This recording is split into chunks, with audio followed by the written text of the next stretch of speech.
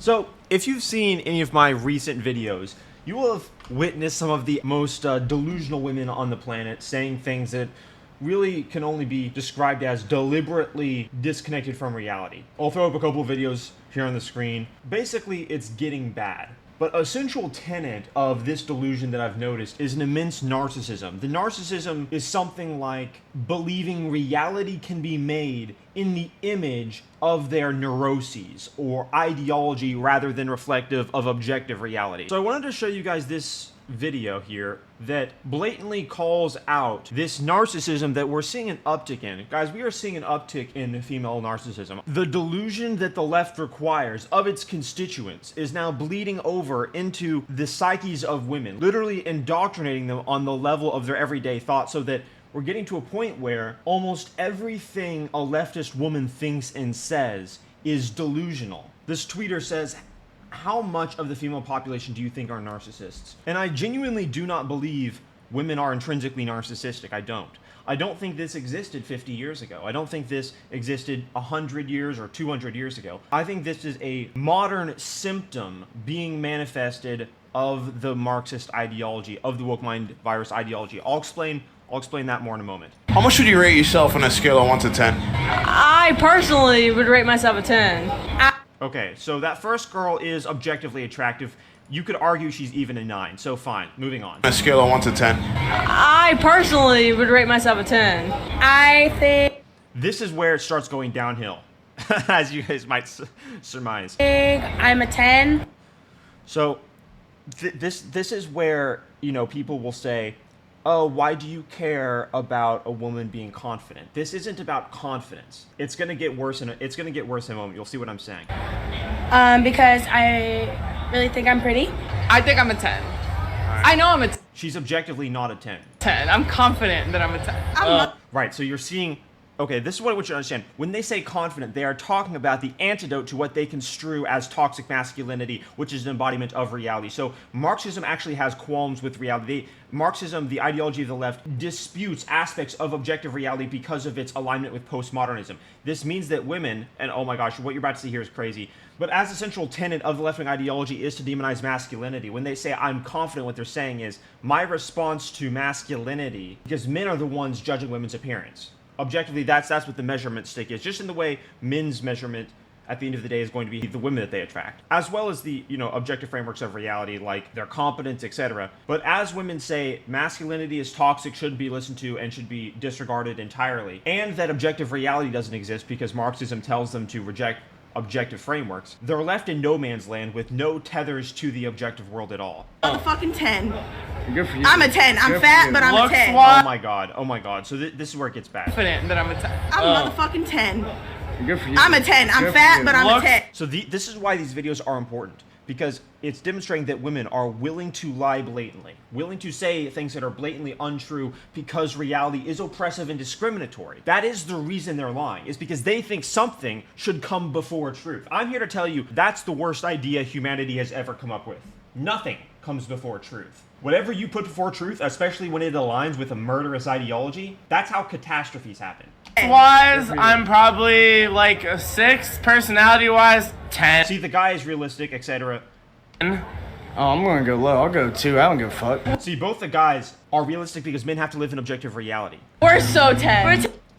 Okay, these girls are not 10s. I'm sorry. You're just not, okay? The girl on the right is a 6. The girl on the left is an adjustable 7 at most. And about herself, realistically, like an 8. I was gonna say an 8, yeah. 10. Okay, yeah, so it's getting ugly, literally and metaphorically speaking.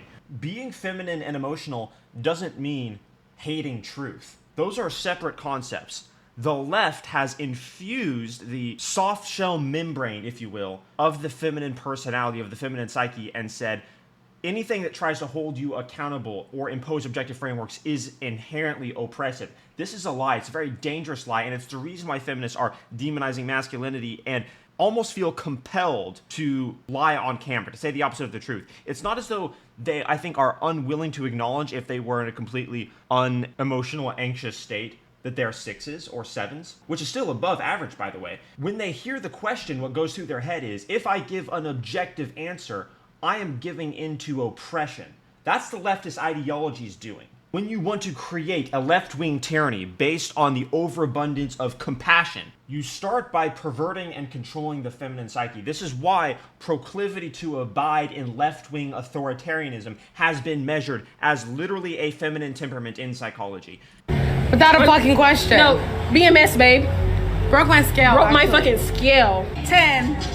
Okay, so the scale, so according to these women, the scale, the concept of even measurement can't keep up with their glory, can't keep up with their absolute supermodel-esque physiques. Broke my scale. Broke my actually. fucking scale. 10. 11. Oh no.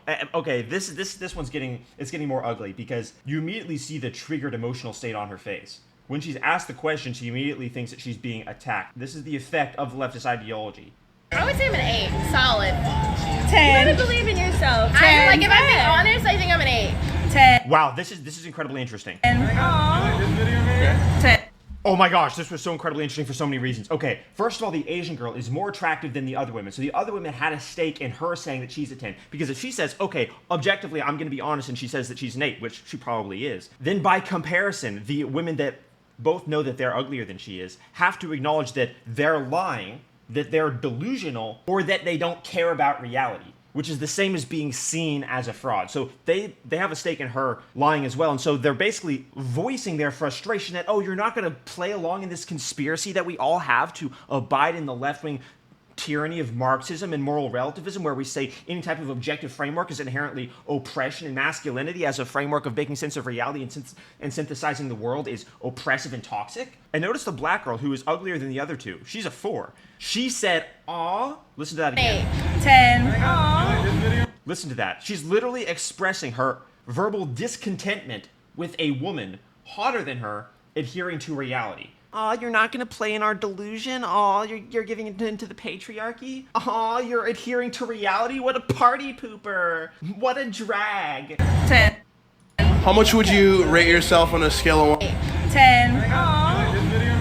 10. How much would you And then she gives into the pressure at the end. Okay. I know that in order to keep my friends, they're going to have to, dude.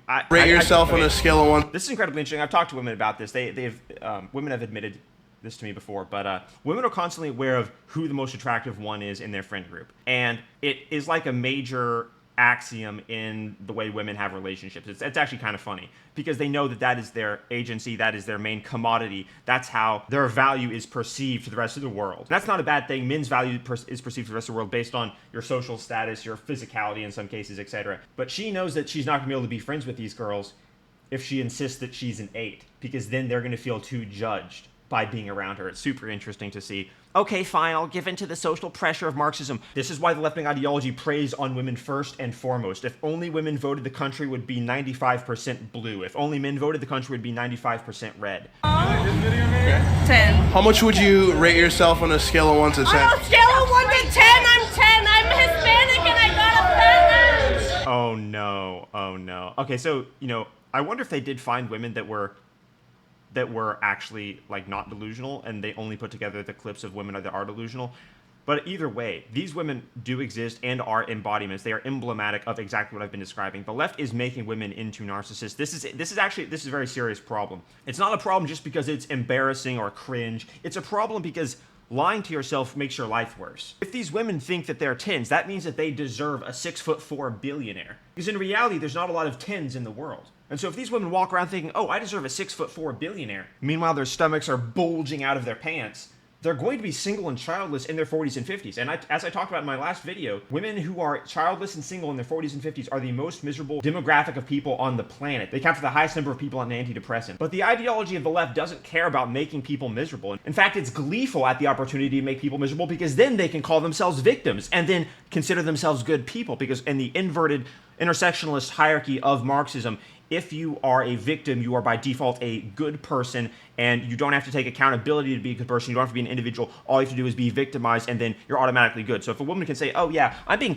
victimized by the patriarchy, yeah, my stomach's bulging out of my pants, I'm 39, I call all men toxic and blame them for the reason my life is hard, I buy cat food every week, then she can be a good person just because she calls herself a victim.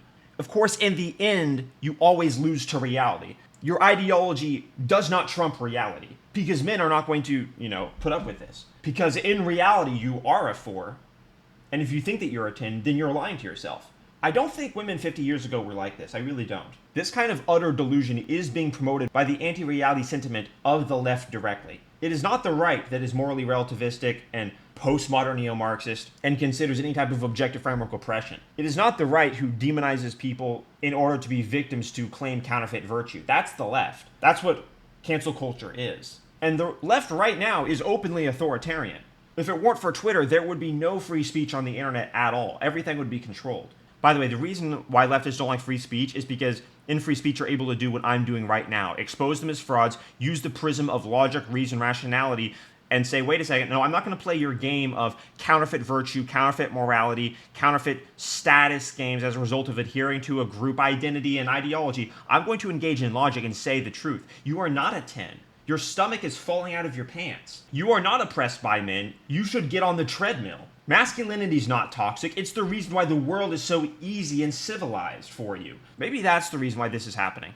Or, I guess on a very macro scale, I'm talking about centuries in terms of the psychological progression. Maybe the world has just become so civilized that delusion is a natural outgrowth of an ultra civilized society. But of course, that's not an acceptable end state. We have to find a way to transcend this type of blatant patheticness. And I do think it will come with conquering the woke mind virus and the perversions of the left. Subscribe to the channel, guys. Let's go.